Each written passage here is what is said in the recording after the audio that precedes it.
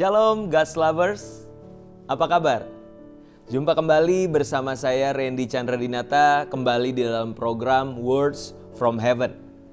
Dan untuk kali ini kita masih membahas tema besar kita, yaitu Walking with the Holy Spirit. Dan di bagian kali ini kita akan secara spesifik membahas mengenai pribadi Roh Kudus yang adalah pribadi yang mengerjakan pertobatan di hati manusia. Mengerjakan pertobatan di hati manusia. Kita buka Alkitab kita dari Yohanes pasalnya yang ke-16 ayat yang ke-8 sampai yang ke-11. Di situ dikatakan, dan kalau ia datang, ia di sini tentunya adalah Roh kebenaran, yaitu Roh Kudus. Ia akan menginsafkan dunia akan dosa, kebenaran dan penghakiman. Akan dosa karena mereka tetap tidak percaya kepadaku. Akan kebenaran karena aku pergi kepada Bapa dan kamu tidak melihat aku lagi. Akan penghakiman karena penguasa dunia ini telah dihukum. Nah, saudara, di sini kita bisa mempelajari bahwa salah satu peran dari Roh Kudus di dalam kehidupan kita, Allah Roh Kudus itu mengerjakan pertobatan di hati manusia. Ya, pertobatan akan apa, saudara? Di situ dikatakan bahwa mereka, orang-orang yang telah diinsafkan oleh Roh Kudus, maka mereka akan menyadari keberdosaan mereka. Dan yang menarik di sini dikatakan, ia akan menginsafkan dunia akan dosa karena mereka tetap tidak percaya kepadaku. Saudara, ternyata percaya kepada Yesus itu adalah sebuah karunia dari Roh Kudus. Ketika orang tidak percaya kepada Yesus, maka di titik itulah hidupnya tetap di dalam dosa. Dengan usaha dan perbuatan baik seseorang, dengan kesalehan seseorang, dia tidak mampu untuk menghapuskan dosa maupun pelanggarannya. Dibutuhkan pengampunan yang dikerjakan oleh Yesus di kayu salib.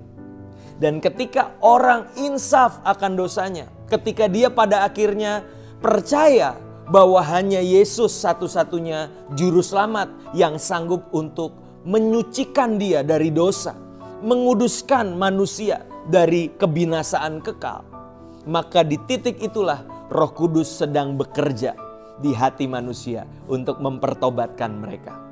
Dan berikutnya di situ dikatakan juga akan kebenaran karena aku pergi kepada Bapa dan kamu tidak melihat aku lagi. Saudara, ketika orang Israel saat itu melihat sosok Yesus, Yesus dianggap sebagai seorang penyesat, sebagai seorang yang menghasut orang-orang Yahudi.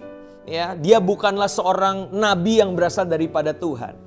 Namun yang menarik adalah ketika Roh Kudus itu menginsafkan manusia, maka kebenaran bahwa Yesus itu kembali kepada Bapa, bahwa ternyata Yesus memang berasal dari Bapa, bukan seorang nabi palsu, bukan seorang yang menyesatkan, namun dia adalah pribadi yang berasal dari Allah. Di situ pun pekerjaan Roh Kudus. Dan berikutnya yang terakhir akan penghakiman, karena penguasa dunia ini telah dihukum. Roh Kudus pun meyakinkan kita, saudara, bahwa kita harus berdiri di pihak Tuhan karena sang penguasa dunia, yaitu iblis, telah dihukum, telah kalah oleh karena pengorbanan Kristus di kayu salib. Wow, ini adalah sebuah karya yang begitu luar biasa dari Roh Kudus, saudara.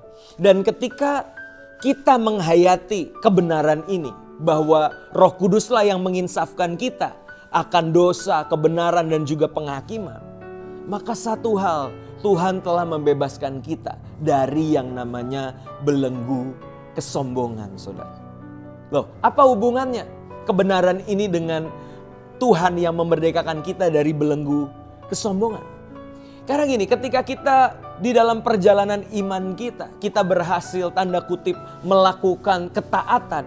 Ketika ada buah-buah pertobatan yang kita hasilkan di dalam kehidupan kita, maka di situ kita nggak bisa memegahkan diri dan merasa aku yang telah melakukan ini semua.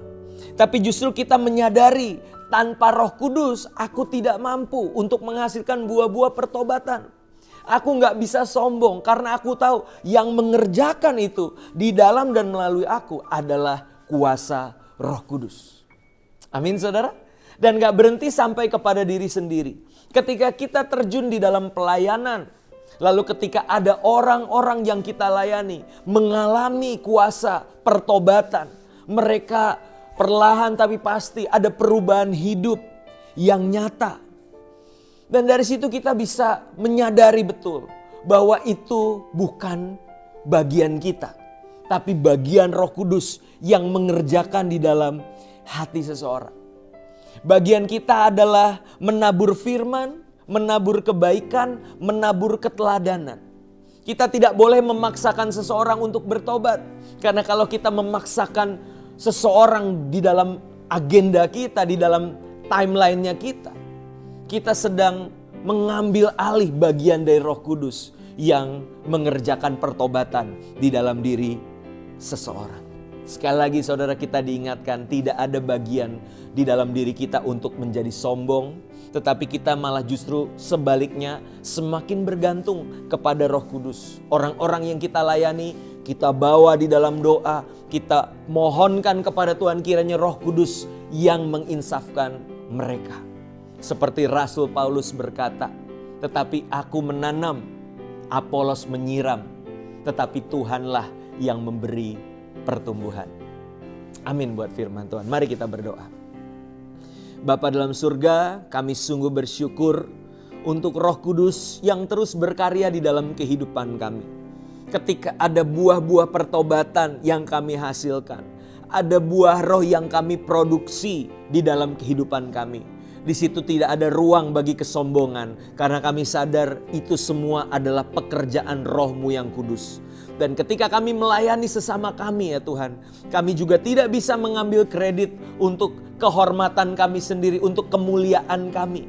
Tapi justru kami menyadari bagian kami adalah mengasihi.